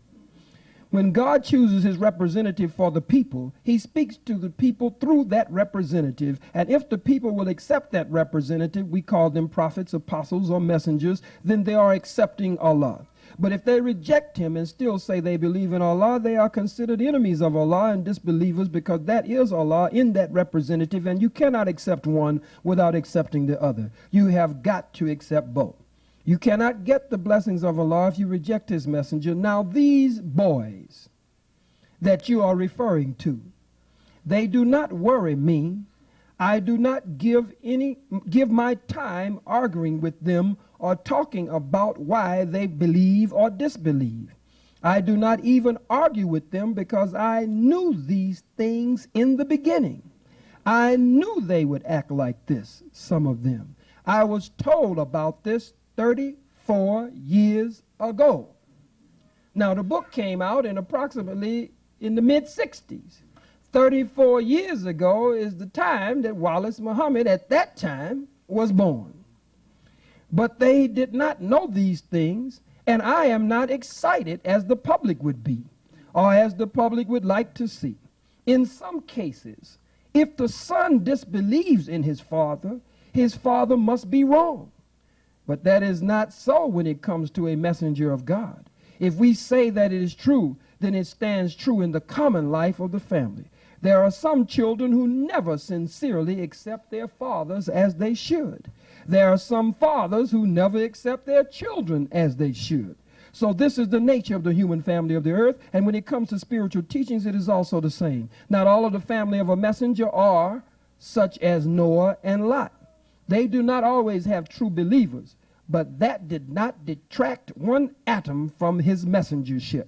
You do not take advantage of that unless you get into war or trouble with God. You do not say, I do not believe in him because his wife or his son does not believe in him. Why should I follow him? You would be getting yourself in trouble, because that is given. I do not care anything about those who fall away from me after I have pointed out the truth to them, and despite this, they get wrong and go away from that truth. I'm almost finished. I am not responsible for this. For whatever they say against me, it is against themselves. What they preach and tell the people in order to get the people to disbelieve in me is much like Absalom and his father David. Absalom stole the affection of the people because he thought he looked better and younger than David. He thought, therefore, the people would follow him, and that he could steal the people over to himself and get rid of his father as king and be the king himself. But he was not to be the king. The man that was to be the king had yet to be known. That was Solomon. These facts are all put there to deepen our knowledge, and time repeats these things over and over again. And so this is what we face today, and I'm not surprised. The public is surprised, some of them, at the deviation of Malcolm or my son Wallace. I am not surprised, but they cannot yet say I am not the messenger of Allah. They cannot take that away from me. Page 306, 307, 308. He talks about Absalom, the son of David, and how Absalom tried to steal the affection of his father and his father's followers. He turns to the 11th chapter of the Holy Quran, and how Noah's son turned against him, and how ultimately God said to Noah, he is not your son. He is the very embodiment of evil and unrighteous conduct. If you ask me about that son one more time, I will drown you along with the disbelievers. And so Wallace Muhammad had left his father at least 3 times and went out against his father. He always, more or less, kind of leaned toward the American way. When he spoke in Atlanta, Georgia, in his Atlanta address, he said this. He said, if America is attacked by a Muslim nation or an African nation, he said he would be on the side of America. He said, I am not going to jump up out of my nation against some foreign nation. And I'm not lying on him at all. He went on to say, even if my nation is wrong, I will fight within my nation to correct my nation, but I am not going to jump up out of my nation to fight against my nation.